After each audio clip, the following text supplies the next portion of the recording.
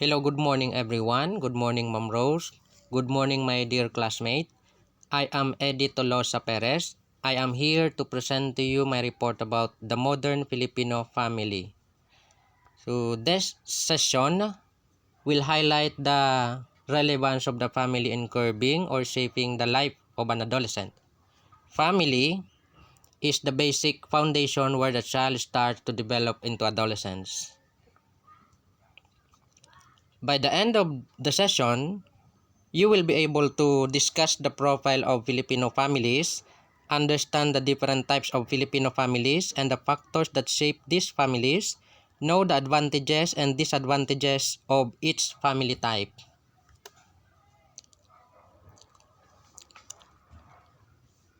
The typical Filipino family consists of a husband, wife, and children, extending to include grandparents, aunts, uncles, and cousins. This circle is often enlarged with the selection of a child's godparents.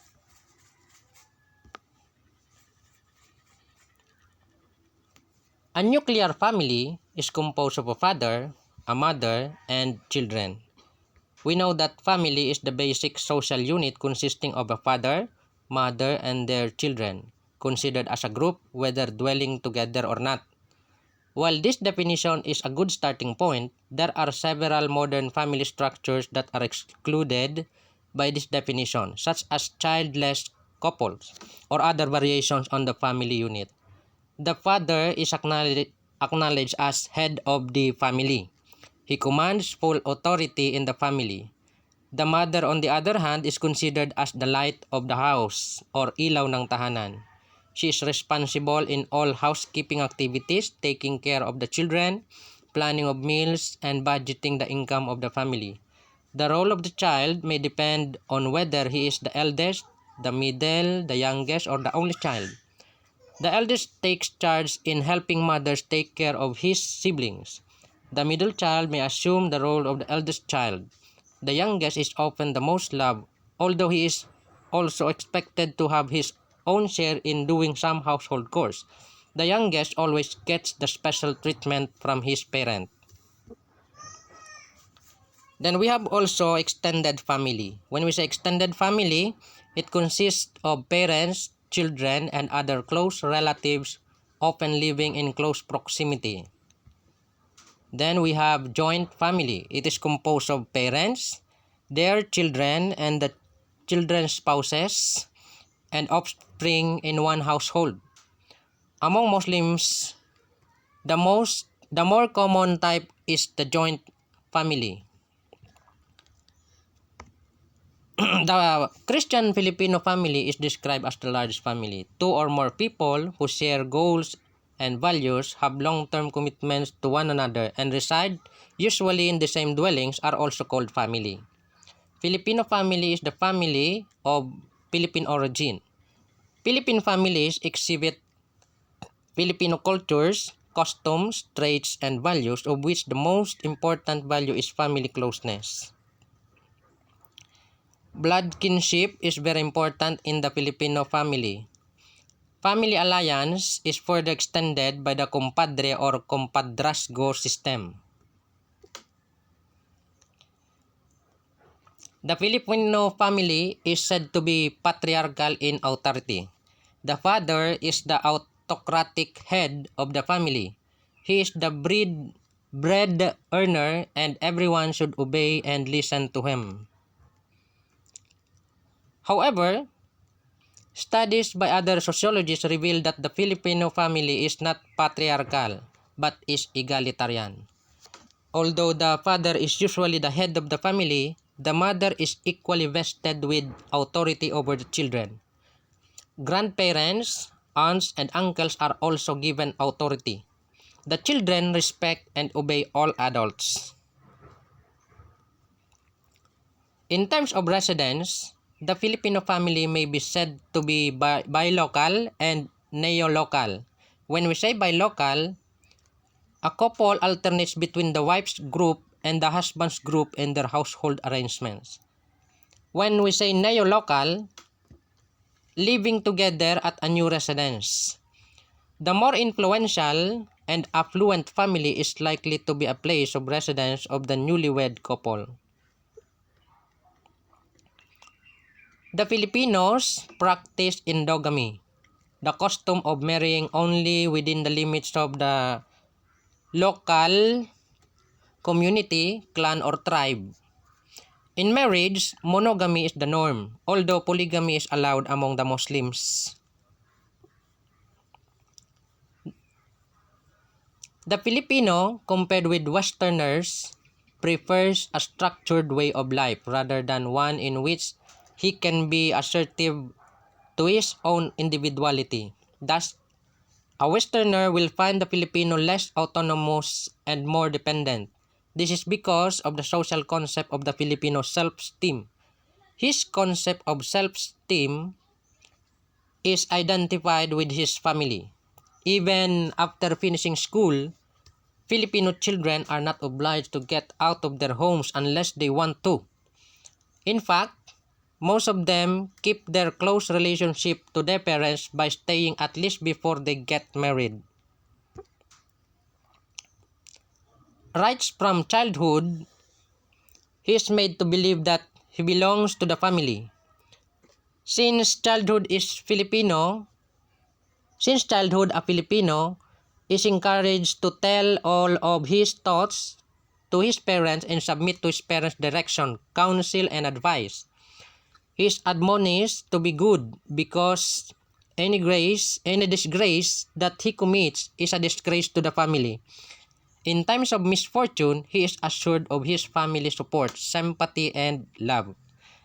Traditional Filipino families often consult each other about when making important decisions such as going to college, taking a job overseas, and getting married. May sometimes be individual decisions, but quite often they are family decisions. The Philippine society may be characterized as familial. This means that the influence of kinship, which centers on the family, is far-reaching. The persuasive influence of the family upon all segments of Philippine social organization can be illustrated in many ways. Religious responsibility, for example, is familial rather than church-centered. As we observe, each home of a Christian family has a shrine. The influence of the family upon economic and entrepreneurial business activities is also great. The so-called corporations found in urban areas are generally family holdings. The prevailing family structure emphasizes loyalty and support of the family, not of any higher level of social organization. For example, the Del Rosario family, which owns the Fisher's Malls in Quezon City. So the business was owned merely by a whole family, a corporation, no, a corporation of a family corporation. The Filipino family is the nuclear unit around which social activities are organized. It is the basic unit of corporate action. The interests of the individual in the Philippine society are secondary to those of the family. Filipino family values. So according to Leo Tolstoy, all happy families resemble one another, but each unhappy family is unhappy in its own way. Values can be inculcated but are more enduring when caught. Values formation, which is vital to the socialization skills of an individual, can be developed and nurtured in the family, schools, and environment. Values may include obtaining knowledge, wisdom, and necessary skills, using them in your home, and living out the values you acquired within the family.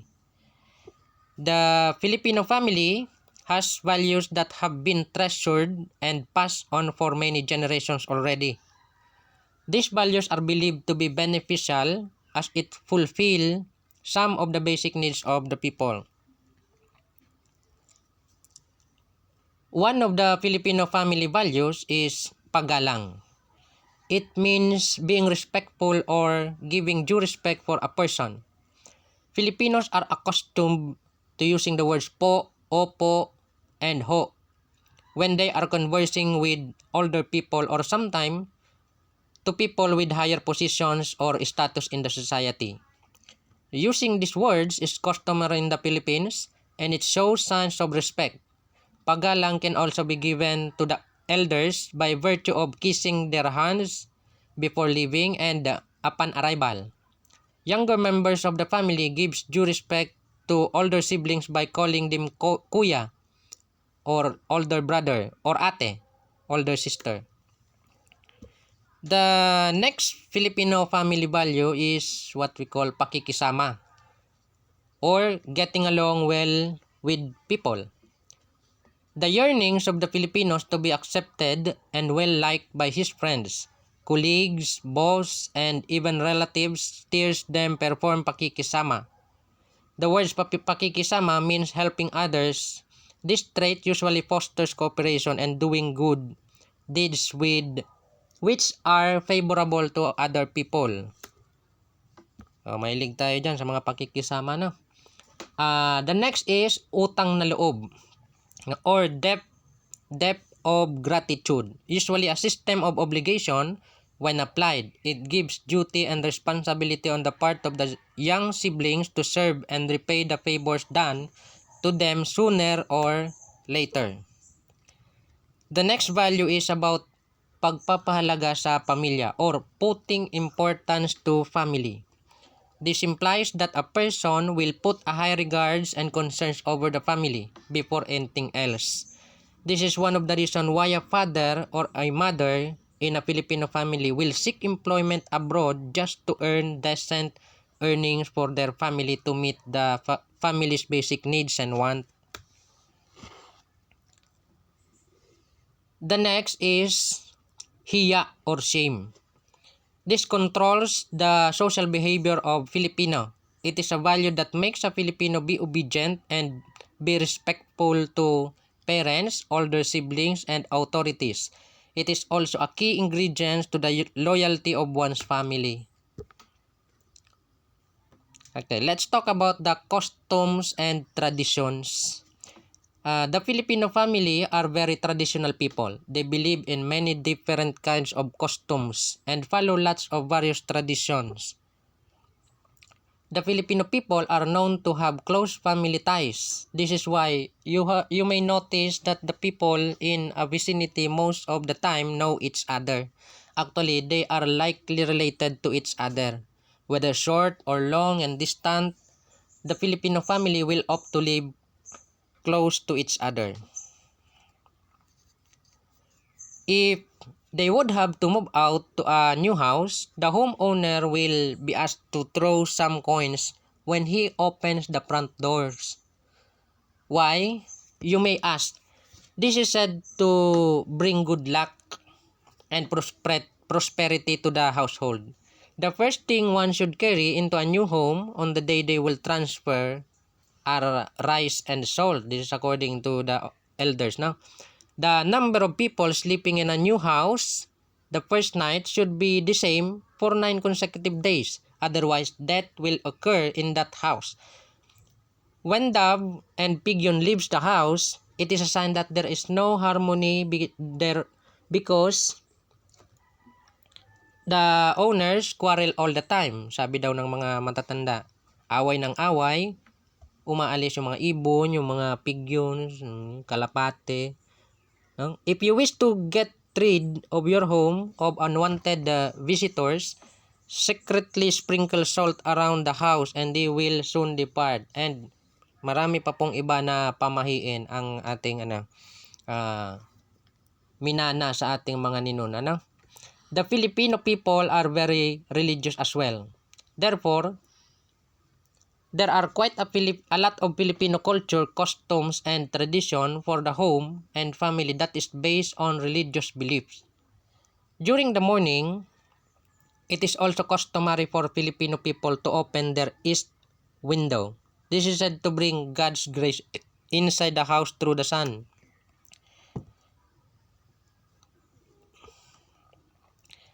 It is also very important to make sure that there are statues of Jesus and Mary in the house. It is also important that they are facing the direction of the front door. This is because they will be greeting the visitors of the house and anyone who comes in. O parang ang una nilang makikita na magigreet sa kanila ay si Papa Jesus or si Mama Mary. You know? Some of the old, anong tawag dito, pamahiin noong panahon na. This simply means that the people who they greet will be blessed too. This is why you will notice that most Filipino households have statues of Jesus, Mary, or both of them, greeting you by the front of the door. Another, when building a house with stairs, make sure to count them that they are not 13. It is said that 13 is the number of Judas, and this will bring bad luck to the household and the people who will come in. So, bahala po kayo kung maniwala kayo sa mga pamahiin. So, what I am trying to tell you is that there are a lot of pamahiin that we observe in Filipino family. Okay, next, let us talk about the Filipino family.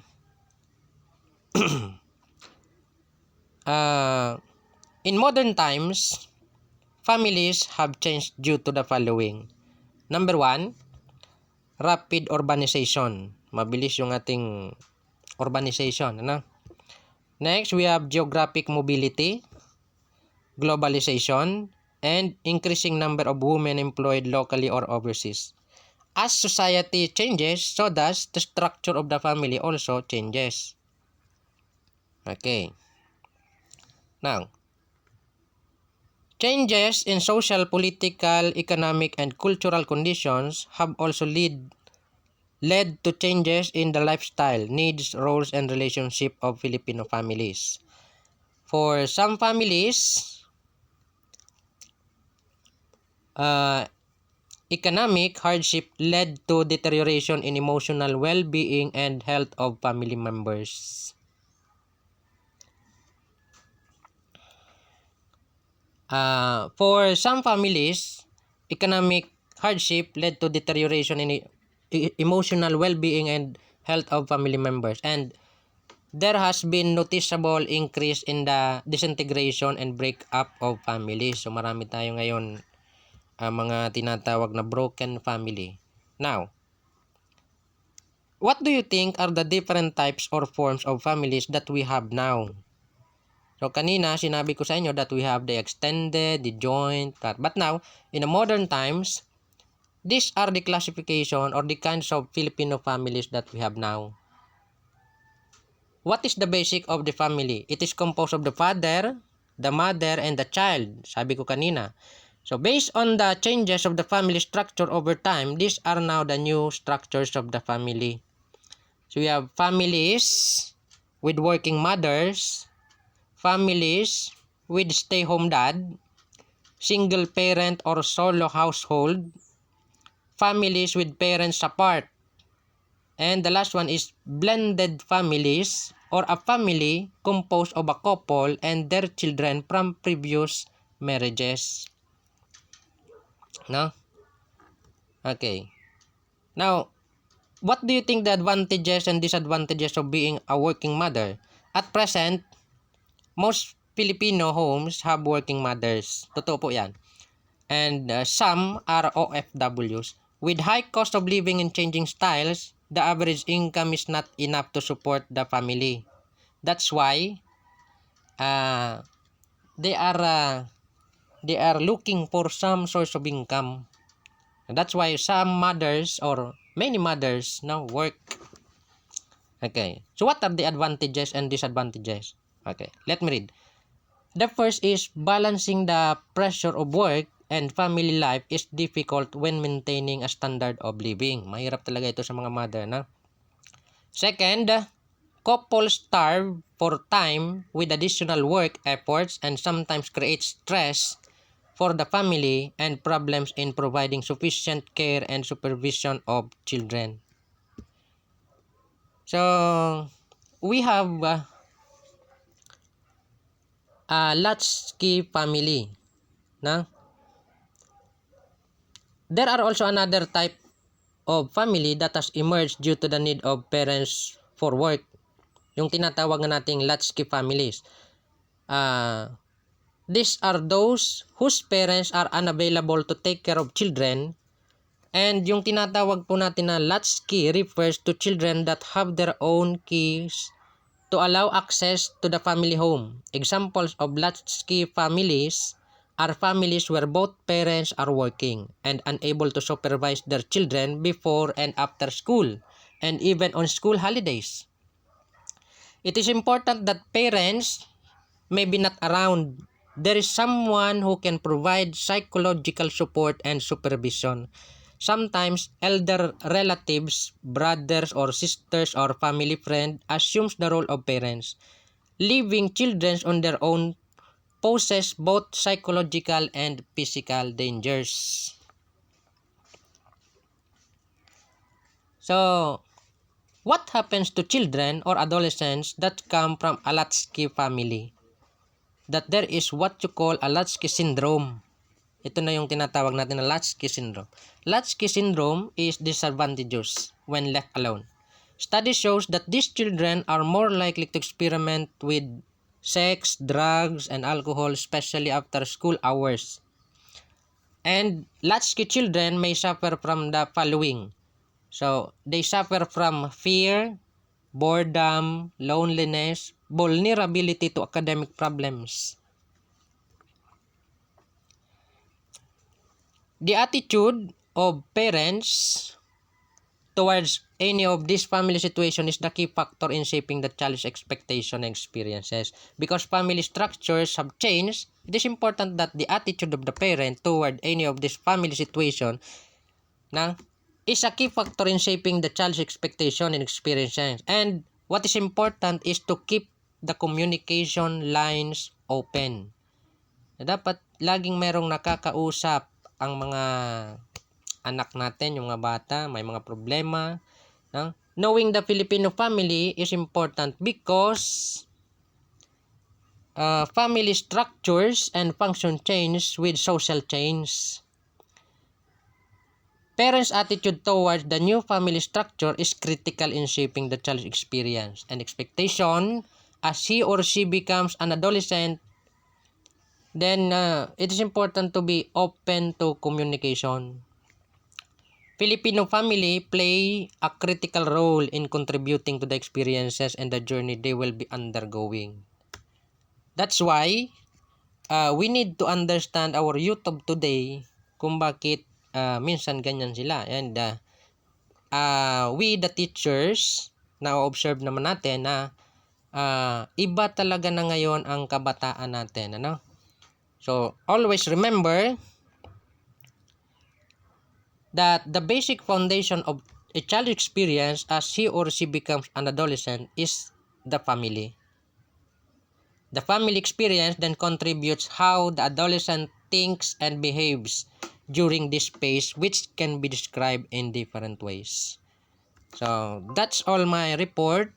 Thank you for listening. If you have some question, you may ask questions. Thank you po.